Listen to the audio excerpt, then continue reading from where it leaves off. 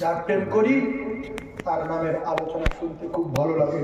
যে প্রেমিক নামের কলঙ্ক ও ঘুমিয়ে পড়বে, বলবে শুনবো না।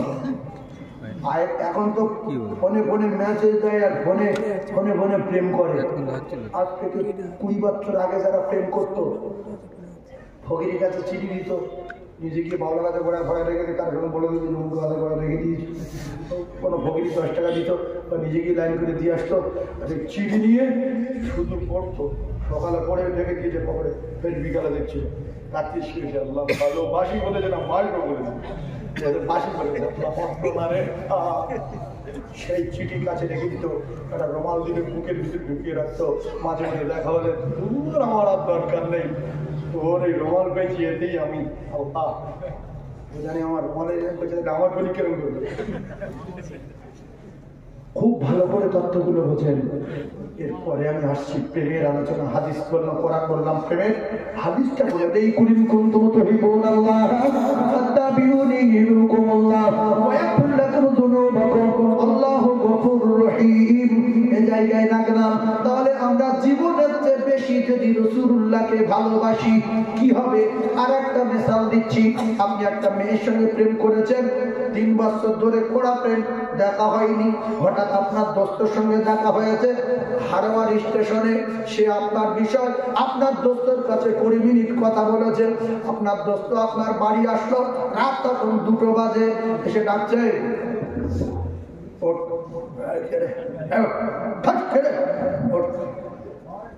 তুই তুই যে মানুষের সঙ্গে ভালোবাসা করতিস তার সঙ্গে আমার হাওড়ায় দেখা হয়েছে, তোর বিষয়ে 20 মিনিট মতো কথা বলেছে, শুনবি না কালকে রাখবি সময় মুঠে বলবে না বলবে উঠে বসে দেখা হয়েছে না বলেছে বলেছে যে ওর জন্য আমি এনি টাইম জীবন দেবো, আর আল্লাহ ওর জন্য আমার তৈরি করেছে, আল্লাহ আমার শ্বশুরবাদ দিয়ে দিয়েছে, আমার 7 কোটি টাকা আছে ওর নামে প্রথম লিখে দেবো, তারপরে আমি আমার জীবনের সব যা কিছু আছে সব ওর কদমে দিয়ে দেবো। এরকম বলতে বলতে 10 মিনিট বলেছে, আর বলছে এখন 10 মিনিট বাকি, আমি কাল সকালবেলা আসবো। এই মাথা শুয়ে বলছি কাল সকালে সব বলবো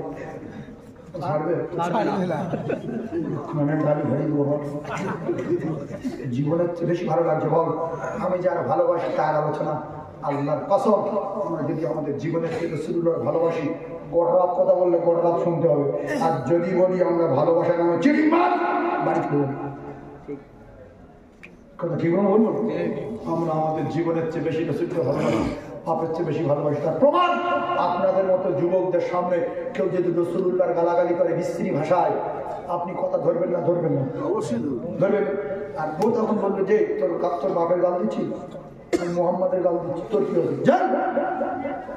আপনি যদি পাগল না হন, আপনি তখন বলবেন শোন, আমার বাপের তো গালি দিসনি, তবে এটা জেনে রেখে দে আমার বাপের গালি দিলে সহ্য করতাম, কারণ আমি আমার বাপের চেয়ে রাসূলুল্লাহকে বেশি ভালোবাসি। এই বাপের গালি দিলে সহ্য করবো, নবীর গালি দিলে জীব দেবো আর না জীবটা ছিঁড়ে নেবে। ছেড়ে বলুন যারা রাসূলুল্লাহকে জীবনের চেয়ে বেশি ভালোবাসে, গোটা রাত যদি জলসায় সে গোটা রাত থাকবে। আর যদি ভালোবাসা তাদের কলঙ্ক হয় ও চলে যাবে। ভালোবাসা নেই মায়া মিনা মায়া মিনা তোমার প্রিয় চরণী মরুমুখা তোমার জন্মভূমি মায়া মিনা তোমার প্রিয় চরণী মরুমুখা তোমার জন্মভূমি ও গো শাহে মদিনা তোমার হয় না তুলনা আর তোমার প্রেমে পাগল আমি তোমায় ভুলতে পারি না ও তোমার ইশকে দিবানা গো আমি ইশকে দিবানা ও তোমার ইশকে দিবানা গো আমি ইশকে দিবানা ও গো শেষ জামানার নবী তোমায় ভুলতে পারি না ও তোমার ইশকে দিবানা গো আমি ইশকে দিবানা ও তোমার ইশকে দিবানা গো আমি ইশকে দিবানা। আল্লাহ বলে যারা আমার দোস্ত ইশকে দিবানা, আমি আল্লাহ তাদের জিন্দেগিতে গুনাহ মোটে রাখবো না।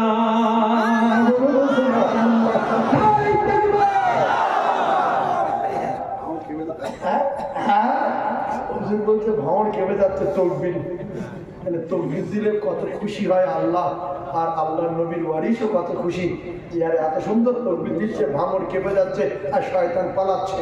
ওর অন্তত ধরতে না পারি, ওর তারাই আল্লাহর নাম শুনলে বিরাট ভয় পায়। আমি মিনায় গিয়ে আর ওখান থেকে মুজদালিফাতে পাথরটাতে ঘুরিয়ে রেডি, সকালে ধরে ওবা গিয়ে যাচ্ছি পিপিয়ে দাঁড় করে না।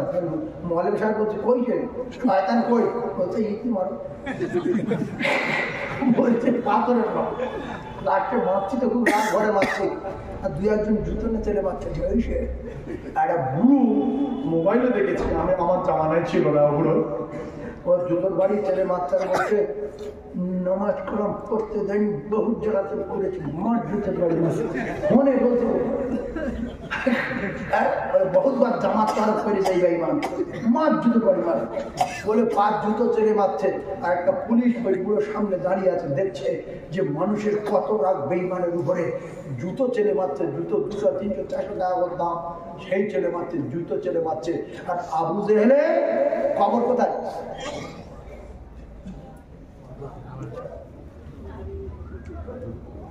আবু জেহেলের খবর কোথায় গো?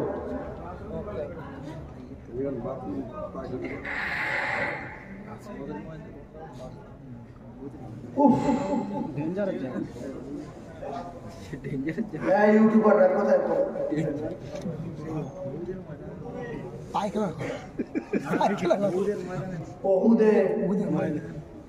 যারা ওখানে যায় দেখে আসবে, গিয়ে শুধু পাথর চাকাতে পারে না, ভুল হলো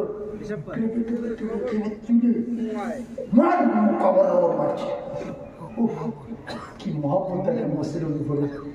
আর মক্কায় গিয়ে সাফা মারওয়া সাই করে, ইন্না সাফা ওয়াল মারওয়া, 2 বার সাই করবে আর পানি খাবে আর পায়খানা লাগবে, পেটের ভিতরে গুলি উঠবে, ছুটে কি আবু জেহেলের বাড়ি পায়খানা করবে। এত বড় বেঈমান! ওই বেঈমানের বাড়ি ছিল রাসূলুল্লাহর বাড়ির গায়ে, আজ সেই বেঈমানের বাড়িতে মানুষ পায়খানা। মানুষ তৈরি হয়। আমার বাপ মুমিন হয়ে যান, আল্লাহর কসম মরে যাব যে দোকানের জন্য নামাজ কাজা করছি, বাচ্চাদের জন্য এই দোকান, এই বাচ্চা, এই ব্যবসা, এই জমি, আল্লাহর কসম কেউ পরিচয় দেবে না, কেউ পরিচয় দেবে না। আমরা যখন মরে যাব 3টে জিনিস আল্লাহ আমাদের কাছ থেকে কেড়ে দেবে। এই 3টে মুখস্থ করেন আর বাড়ি চলে যান। 1 নাম্বার হলো, আপনি যখন গিয়েছেন হসপিটালে, আপনার বহু টাকা আছে, টাকা লোভে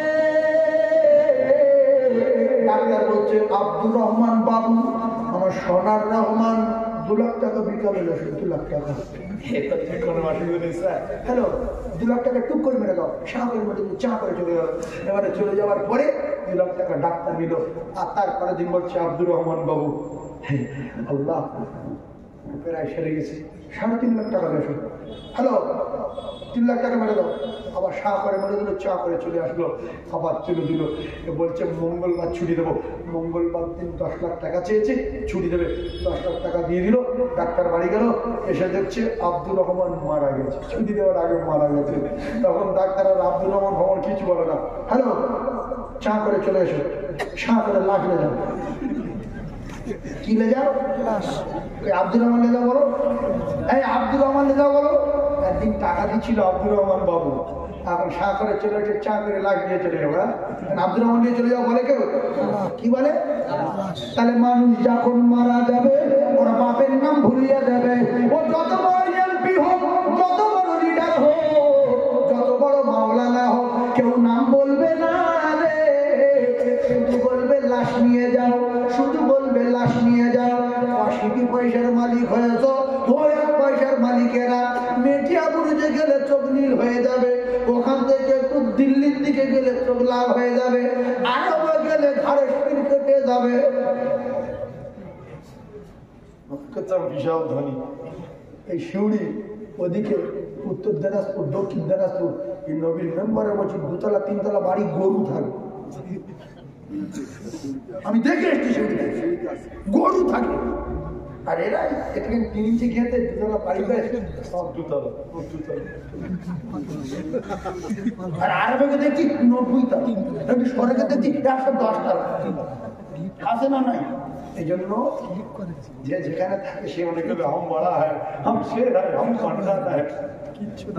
সবসময় ভাবতে হবে আমি কিচ্ছু না, আমি খুব ছোট আর সবাই খুব বড়, আর আমি বড় না, সবাই বড় ইমানদার, আর আমি সবচেয়ে খারাপ, সবাই আমার চেয়ে ভালো। এটা মনে করতে পারেন না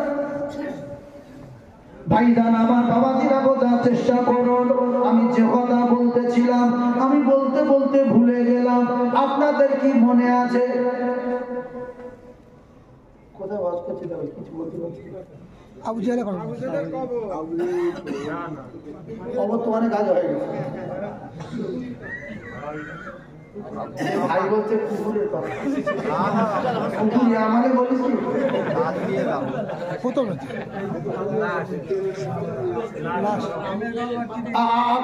বলতে হবে না, সব বুঝতে পেরেছি। পাথরের কথা তো শোনা অনেক অনেক আগে হয়ে গেছে। সবাই বলে লাশ, সবাই বলে লাশ, নিজের দুলাভাই নাম জানে না, জানে না। ফোন করে অ্যাম্বুলেন্সের ড্রাইভারে বলছে বলছে কি, বলছে আমি লাশ কত দূর, কারণ কি বল আব্দুল রহিম কত দূর, নিজের বোনাই বলছে লাশ কত দূর, ভাই বলছে আরে লাশ কত দূর, কলিজার টুকরা ভাইরা আমার বাড়ি এসে গেল লাশ। গ্রামের লোক সবাই নাম জানে, সবাই নাম জানে, এজন্য দামি লোক। আপনাদের ভাঙর থানা তারা দামি দামি লোক নাম বলবো না, এদের নাম সবাই জানে না, জানে না। আমাদের ক্যানিং এ যারা নামি নামি লোক আছে তাদের নাম সবাই জানে না, জানে না। আবার ভারতবর্ষের মুখ্যমন্ত্রী দামি লোক, যে কোনো কায়দায় আমরা তার দামি করে দিই, সবাই সবাই নাম জানে না, জানে। আমাদের ভারতবর্ষের প্রধানমন্ত্রী দামি লোক, তার নাম সবাই জানে না, জানে। কিন্তু যত দামি লোক মরে গেলে নাম দুনিয়ায় থাকবে না, লাশ। বাড়ি আসলো দামি লোকের সবাই নাম জানে কিন্তু কেউ নাম বলে না। কি বলছে? মাইয়েতের গোসল কখন, মাইয়েতের কাফন কখন, মাইয়েতের দাফন কখন, মাইয়েতের জানাজা কখন, মাটি হবে কখন। আমি আপনাদের কাছে বিচার দিলাম, নাম ছিনিয়ে নিল কে? জোরে বলেন কে? আল্লাহ ছিনিয়ে নিয়েছে। তবে এত লোকজন ভরে গেছে, জায়গা হচ্ছে না, পায়ের গুলো উঁচু করে দেখতে, করার কিছু নাই। আল্লাহ যেন ওদের পায়ে আরো ক্ষমতা বাড়িয়ে দেন, বলেন আমিন। আর এই কষ্টের বদলা আল্লাহ যেন জান্নাত দেন, বলেন আমিন। একটু চিল্লে তাকবীরে পড়ি, নারে তাকবীর। নাম ছিনিয়ে নিল কে? জোরে বলেন। ক নাম্বার হলো?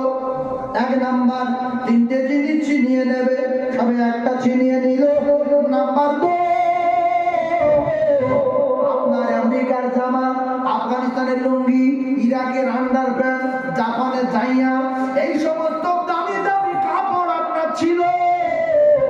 একটা চাদর কাশ্মীরের দেবে না, শালও কাশ্মীরের দেবে না, আন্ডার প্যান্ট খুলে নেবে, জাইয়া কেটে নেবে, কোমরের ডোর কেটে নেবে, কোটি কোটি টাকা দামের জামা পরে থাকবে। ফকিরের সাদা দাম, নেলো সাদা দাম, পাগলা সাদা দাম, ভিকিরি সাদা দাম, আপনি বাদশা, আপনার সাদা দাম। আপনার কবরে তোষক দেবে না, আপনার কবরে খাট দেবে না, আপনার কবরে সিলিং হবে না, আপনার কবরে এসি লাগাবে না। দ্বিতীয় নম্বরে চরমের মতো পোশাক কেড়ে নেবে, ন্যাংটো করে উলম্ব করে পানি দিয়ে ধুয়ে নেবে, কোমরের ডোরটা খুলে নেবে, আংটিটা খুলে নেবে, গলার হাতটা খুলে নেবে, আর পরে সাদা কাপড় জড়িয়ে আপনার বারান্দায় শুইয়ে দেবে। পোশাক কেড়ে নিল কে? আমার আল্লাহ। আল্লাহর নবী জানা, মেয়ে কথা বললে বুঝতে পারছি, ছেলে কথা বললে বুঝতে পারছি। ছেলে বলছে আর 15 মিনিট বাকি আছে, আমার আব্বা নিয়ে চলে যেতে হবে। সবাই জানাজার লাইনে দাঁড়িয়ে গেছে। আব্বা যখন খাটিয়া তুলছে, আব্বা বুঝতে পারছে আমি বারান্দার থেকে বাইরে বার হয়ে যাচ্ছি।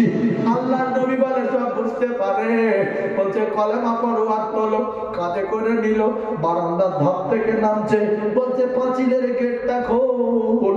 ওর আব্বার কলিজা ফানা হয়ে যাচ্ছে, হায় রে হায়, এত শখের বাড়ি রে, আমি চলে যাচ্ছি, আমি চলে যাচ্ছি। মেয়েগুলো কাছে, আব্বা আর জীবনে আসবে না, আমার কলিজার টুকরা চলে যাচ্ছি। আমার কলিজা কেটে গেল, আমার জানের টুকরা পিতা চলে যাচ্ছে রে। আল্লাহ রাসূল বলেন আব্বা শুনতে পায়, কিছু বলতে পারে না। সামনে জানাজা রেডি হলো, বুঝতে পারছে জানাজা হচ্ছে। ও কলিজা টুকরা না, জানাজা হওয়ার পরে আপনার কবরে রাখবে। নাম্বার 2,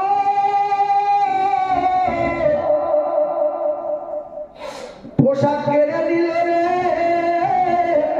তৃতীয় নাম্বারে আপনার বিল্ডিংটা কেড়ে নিল না, নিল না, আর জীবনে আপনার বিল্ডিং আপনার হলো না। আপনার প্যারিস করা বিল্ডিং কেড়ে নিল, পুট্টি করা বিল্ডিং কেড়ে নিল, এসি লাগানো বিল্ডিং নিল, সিলিং করা বিল্ডিং নিল, লাইটওয়ালা বিল্ডিং নিল। এমন একটা বিল্ডিং এ দিল, ওতে এসি নাই, ওতে সিলিং নাই, ওতে মার্বেল নাই, ওতে দরজা নাই, জানালা নাই, সাথী নাই, পাতি নাই রে ওই ঘরে। ও কলিজা টুকরা না, ও যুবকেরা জানে না, মানুষ যখন মারা যাবে আল্লাহ পাক 3টে জিনিস ছিনিয়ে নেবে। নাম্বার 1 কি বললাম? নাম। নাম্বার 2 পোশাক। নাম্বার 3 বাড়ি। ওরে মাটিরই বাঙালিসি, মাটির ঘর, মাটি হবে তোর বিছানা। এসেছি একা, যাইব একা, সঙ্গে কেহ যাইবে না। ইয়াউমা ইয়াফিরুল মারউ মিন আখিহি ওয়া উম্মিহি ওয়া আবিহি ওয়া সাহিবাতিহি ওয়া বানিহি। আপনাদের কি খুব খারাপ লাগছে কি? জি না, আর একটু আগিয়ে যাব না ছেড়ে দেব? হুজুর বলছিল এত কাজ করা মানুষ, বাজারের মানুষ 12টায় ছেড়ে দেবেন, তো 12টা বেজে গেল। যদি আপনারা বলেন আমরা সবাই শুনবো, আমরা রাসূল প্রেমিক, আমরা নবী প্রেমিক, তাহলে আরো কিছু বলবো না ছেড়ে দেব? বলবো তো? কবুল করেন। তাহলে সোনার মন নিয়ে আর একবার তকবীরটা কঠিন ওয়াজ দেবো, একটা কঠিন ওয়াজ। যারা ইমানদার হবে এখানে ছটফট করবে তকবীর দেন। যে বলেন হুজুর বললেন ইমানদার যারা ছটফট করবে, কি কঠিন ওয়াজ, ওইটা শুনে যাবো। শুনবো সবাই ইনশাআল্লাহ। তকবীর দেন, নারী তাকবীর। যে না তকবীর দেবে বিচার আল্লাহ করবে। নারী তাকবীর, আরে বলে নারী তাকবীর না।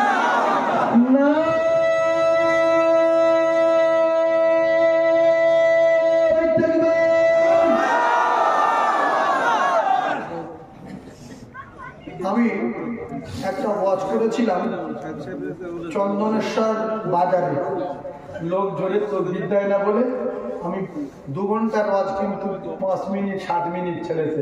আমি বলেছিলাম এটা ভাঙুর, বলেছিলাম 2 ঘন্টা ওয়াজ করেছি। আরে বল আমার সব ছিল ভাঙড়েই করেছি। তো বলছিলাম ভাঙড় মানে ভেঙে চুড়ে নাচতে নাবুদ ভাঙড়। তা ভাঙড়ে বসে আমরা গলা ভেঙে নাচতে নাবুদ করে দিয়ে আল্লাহকে খুশি করবো, ধনী আসতে চলে যাবো। ভাঙড়ের লোক গলা কেন ভেঙে যায়, গলা কেন আল্লাহ বলে ছিঁড়ে যায়, এরকম একটা ওয়াজ করেছি। একটা মিডিয়া ওখান থেকে কেটে বলছে, সাইকুলার সাহেব বলছে ভাঙড়ের লোকের হাত ভাঙো, পা ভাঙো, এত লোক শুনে উঠে যাবে। ভাঙড়ে ওয়াজ করে ভাঙড়ের লোকের বদয়া দিচ্ছে। ভাঙড়ে বসে ভাঙড়ের লোকের নামে বাজে কথা বলা যায়? বর্তমান ভাঙড়ে না বলা যায়, বাইরে বলা যায়, বললে কি হবে? মিডিয়ার জামানা। শুধু ভাঙড় কেন, কোন জায়গার লোকের খারাপ বলা যাবে না। আমরা নবীর উম্মত, নবী বলেনি আর আমরা বলবো না, সে কথা এখনো বলছি। গ্রামের নাম, এলাকার নাম, থানার নাম ভাঙড়।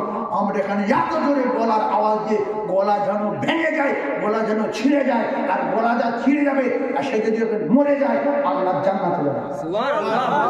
কারণ ইদ্রিস নবীর কাছ থেকে প্রমাণ, আমার আল্লাহ বলেছে আমার জান্নাতে কেউ যদি একবার বিকায়দায় ঢুকে পড়ে, সে যাই হোক আমি তার বার করে দেবো না, আমি তার বার হতে বলবো না। ইদ্রিস নবী আল্লাহর সঙ্গে দোস্ত করেছে, করে আজরাইলের সঙ্গে দোস্ত করেছে, করে বলছে কেতাবের কথা বলছি, গল্প না, মিডিয়া হচ্ছে, বড় আলেম ওলামারা শুনবে, মুহাদ্দিসরা শুনবে, দোস্ত করে। আর বলছে দোস্ত একটু জাহান্নাম দেখতে যাবো, যেহেতু তুমি আমার দোস্ত, তুমি সব পারো। বলছে চলো, যদি ইরাকের লোকের সঙ্গে দোস্ত হয় ইরাকে যাওয়া সহজ হবে, কোনো টেনশন নেই, ও সোজা চলে যাবে। যদি একা যায় বিরাট ফেটে যেতে হবে, মারও খেতে পারে।